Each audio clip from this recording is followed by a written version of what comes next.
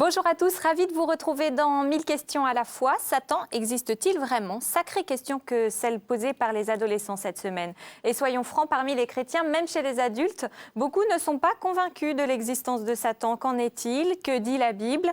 Pourquoi Satan suscite-t-il tant d'interrogations? Réponse dans cette émission avec le père Arnaud Goma. Bonjour père. Bonjour Laure. Et nous retrouvons également Agnès Ochiska, psychologue. Bonjour Agnès. Bonjour. Ravie de vous retrouver tous les deux. Alors, nous aussi. Père, Satan existe-t-il vraiment? Il existe Grande dans la question. réalité, puisque nous faisons l'expérience du mal dans notre vie, dans notre pays, dans le monde. Et tant de souffrances, pour moi, pour la Bible, pour l'Église, à une source. C'est un ange déchu, un ange de Dieu qui a mal tourné d'une certaine manière.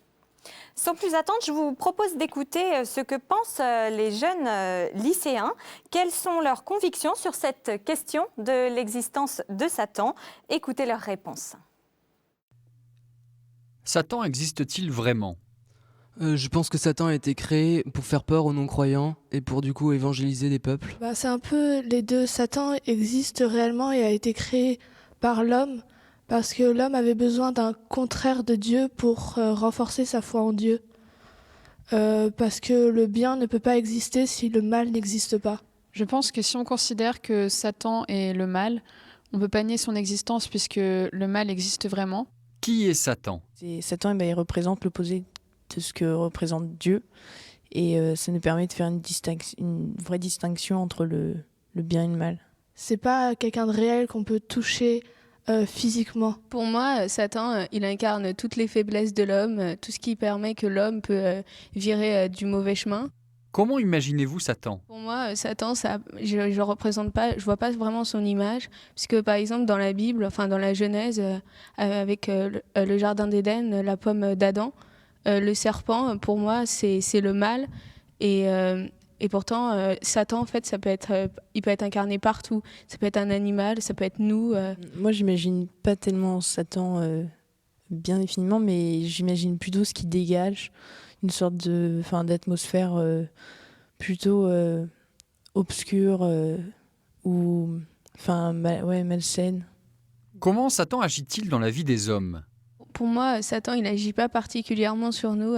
Disons que c'est par nos points faibles, en fait, qu'on croit que Satan, par nos péchés, en fait, qu'on croit que Satan, il est là, il est en nous. Or, pour moi, non, il n'agit pas particulièrement. Je pense aussi qu'il agit peut-être pas vraiment dans notre vie puisque il y a quand même beaucoup plus de gens qui croient en Dieu que de gens qui croient en Satan. Et entre Dieu et Satan, c'est un peu le loser. Les gens qui croient trop en Dieu, et leur croyance en Dieu, ils amènent à croire beaucoup à Satan et à en avoir peur et à en devenir complètement fou en fait. Comment reconnaît-on l'action de Satan? Je pense qu'on peut reconnaître l'action de Satan, ou du moins du mal, sur quelqu'un ou même sur tout un peuple, dès lors qu'il y a une destruction de quelqu'un, même si c'est une autodestruction ou si ça fait du mal aux autres. Pour moi, on ne peut pas reconnaître l'action de Satan sur quelqu'un à part à travers sa parole, s'il dit qu'il est pris par Satan. Comment lutter contre Satan? Je pense que Satan fait partie de l'homme.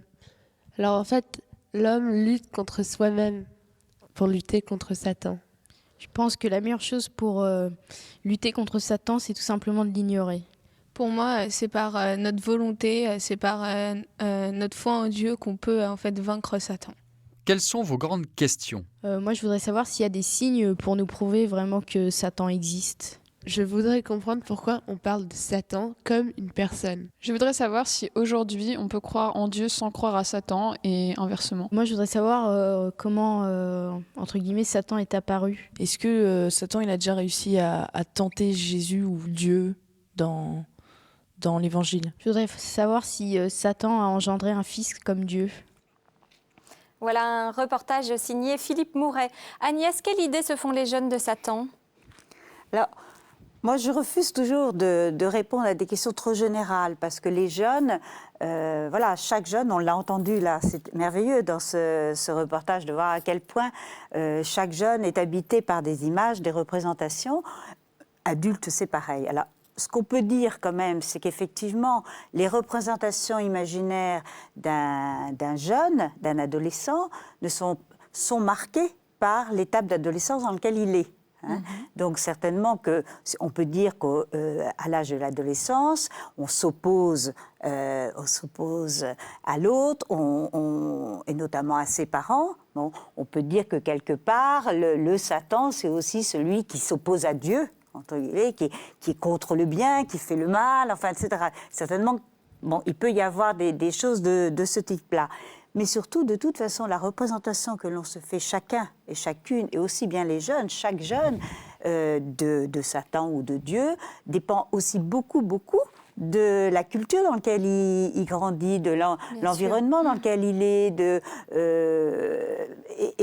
et notamment ceux qui grandissent dans la foi chrétienne ont certainement une représentation de Satan différente que ceux qui ne côtoient que des jeunes qui n'ont pas cette culture derrière eux, ou éventuellement qui sont même attirés par un certain nombre de choses comme le cultisme, comme le satanisme. Vous voyez, donc c'est difficile de répondre à cette question. Hein.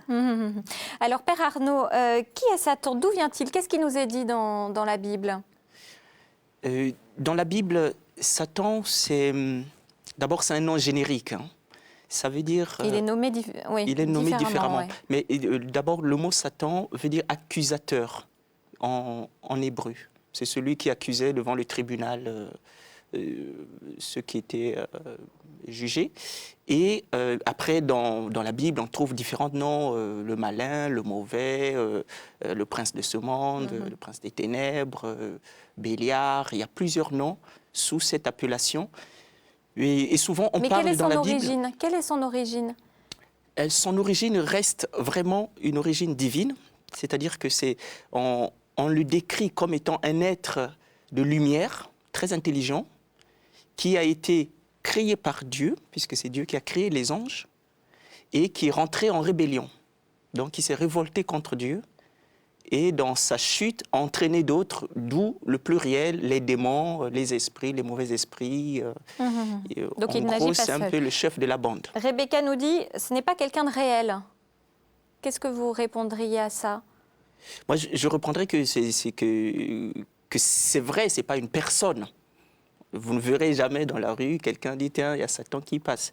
Il n'y a pas une personnification de Satan. Hein, mais c'est une réalité spirituelle, je dis bien spirituelle, qui agit sur la vie des êtres comme d'autres réalités spirituelles. L'esprit agit sur nous. Il y a aussi des mauvais esprits qui nous influencent. Et dans le reportage, on l'a vu qu'il y a des jeunes qui disent des mauvaises pensées ou des idées qui ne sont pas de moi, des idées noires, excusez-moi le mot, un attrait au mal alors qu'il n'y a rien qui le justifie rationnellement, que je sois porté vers. Question d'Alexandre, Satan est-il déjà apparu? Mais on peut dire que Satan est apparu, hein. Peut-être faut demander au Christ, parce que dans la Genèse avec le serpent. Lui, il l'a eu dans la Genèse avec le serpent. Bon, là, c'est plutôt sous une forme d'emprunt, parce que c'est pas le serpent en tant que tel ça pouvait être un autre animal. Hein. Le serpent a été pris de manière mythique dans les contes pour essayer d'expliciter cet animal qui ne marche pas droit, qui est plutôt sinueuse, de manière un peu... Bon, et aussi, il faut voir dans la Mésopotamie, toute la symbolique autour du serpent, ça représentait déjà un peu le mal. Aujourd'hui, on en trouve encore partout. Dans l'Exode, c'est aussi un serpent d'airain qui est dressé lorsque le peuple a péché. Mais ce qui est important, je pense, de savoir, c'est que Satan, c'est pas une personne, ce n'est pas un animal, il n'y a pas de représentation. C'est un être spirituel, comme il vous emprunte tout à l'heure. Le cœur de celui qui veut bien jouer à son jeu. D'accord. Juste une question d'Axel avant de lancer le prochain reportage. Le bien ne peut exister si le mal n'existe pas. Alors, Agnès, cette idée que le mal ne peut exister sans le bien et vice-versa, ça revient souvent. Pourquoi ? Alors ça, en tous les cas, pour des jeunes, c'est très fréquent qu'à l'adolescence, c'est blanc ou noir. On est dans les extrêmes, c'est vraiment... Et puis, on a un cerveau qui nous pousse quand même toujours... Enfin, Bon, moi, ce que je crois qu'on peut dire, plus important que bien et mal, c'est cette liberté qui est donnée à l'homme par Dieu, hein, de choisir le bien, ou de choisir le non-bien ou le mal. Hein. Donc c'est ça qui est important. Et en tout cas, Dieu n'a pas besoin de Satan pour exister. Dieu n'a pas besoin de Satan pour Puisque exister, bien évidemment. Lui, il est amour. Il a tout créé. Et tout à fait. Hein, Alors, Satan est cité à plusieurs reprises dans la Bible, sous différents noms et sous différentes apparences. Comment la Bible en parle-t-elle, résumée en images?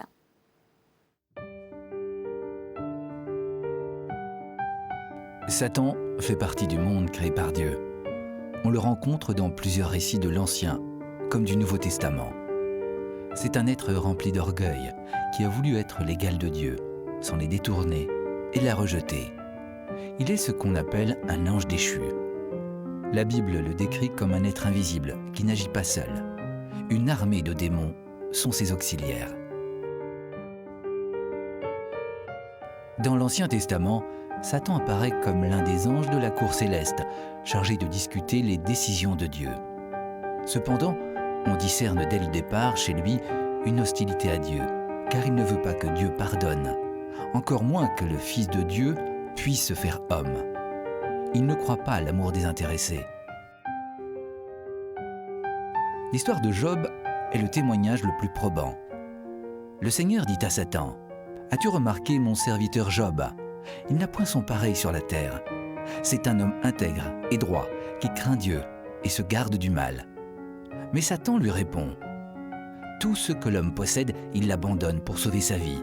Mais étends la main, touche à ses os et à sa chair. Je te jure qu'il te maudira en face. » En réalité, Satan désire que Job succombe. La Genèse représente Satan comme un serpent et nous précise qu'il est le plus rusé des animaux des champs que le Seigneur a fait. Il n'est pas tout-puissant, mais fait ce qu'il peut pour gâcher la vie des autres en leur présentant des tentations et en les conduisant au mal. Satan est envieux du bonheur de l'homme et cherche sa perte. Pour cela, il use de la ruse et du mensonge. C'est ainsi qu'il parvient à duper Ève.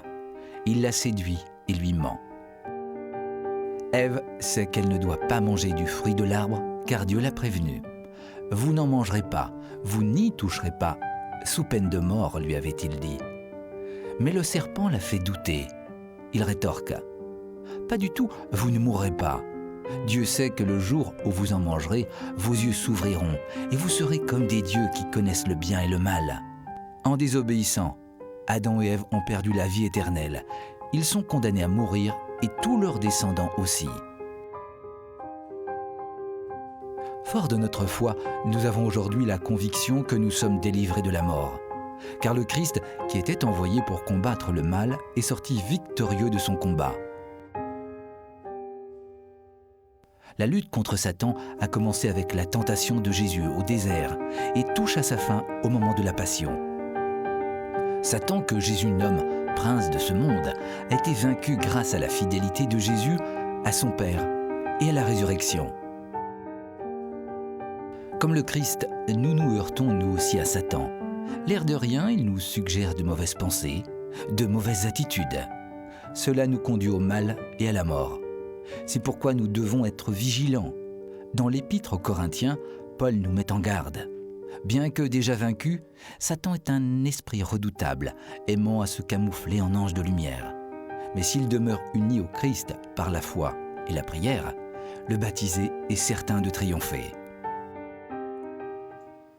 Un reportage que vous pouvez voir et revoir et télécharger sur notre site internet www.ktotv.com.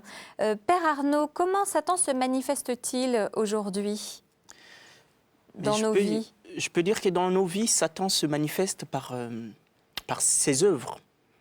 C'est-à-dire et les œuvres de Satan, c'est le doute. Nous avons entendu dans le reportage qu'est-ce qu'il essaie de faire dans le mal en général, mais particulièrement, il faut bien cibler sa tactique. Comment il fait avec Jésus. On a entendu dans le reportage, Jésus est tenté à 3 fois.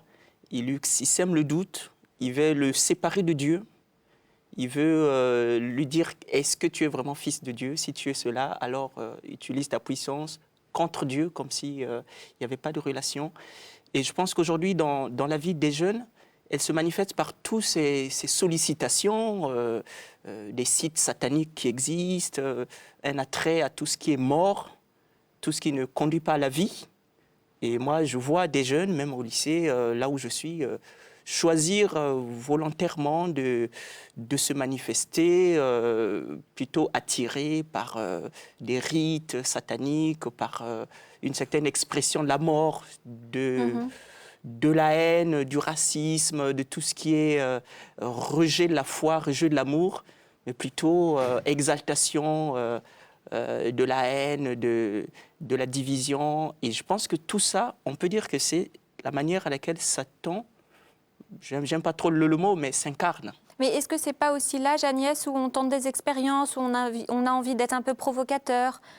Est-ce que ces jeunes ont conscience que vraiment ils sont sur un site, évidemment sur un site satanique c'est très explicite, mais de tout ce qu'il peut y avoir derrière tout ça, qu'est-ce qui se passe dans leur tête?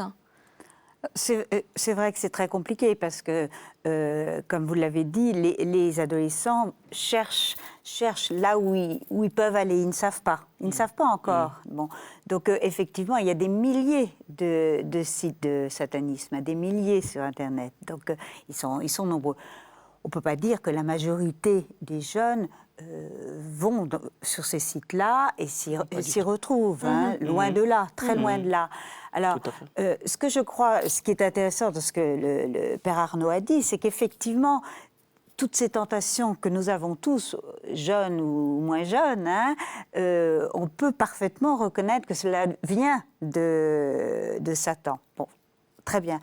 Moi, ce qui m'intéresse beaucoup plus que tout ça, c'est qu'est-ce qu'on en fait de tout ça et comment éduquer notre conscience morale, comment éduquer la conscience morale des jeunes, comment se situer par rapport à ces tentations et découvrir que de toute façon, il y a quelqu'un qui nous aime tellement, d'un amour tellement ressuscitant, tellement plus fort que toutes ces tentations, que tout ça, qu'en vivant de cet amour, nous combattons ce mal.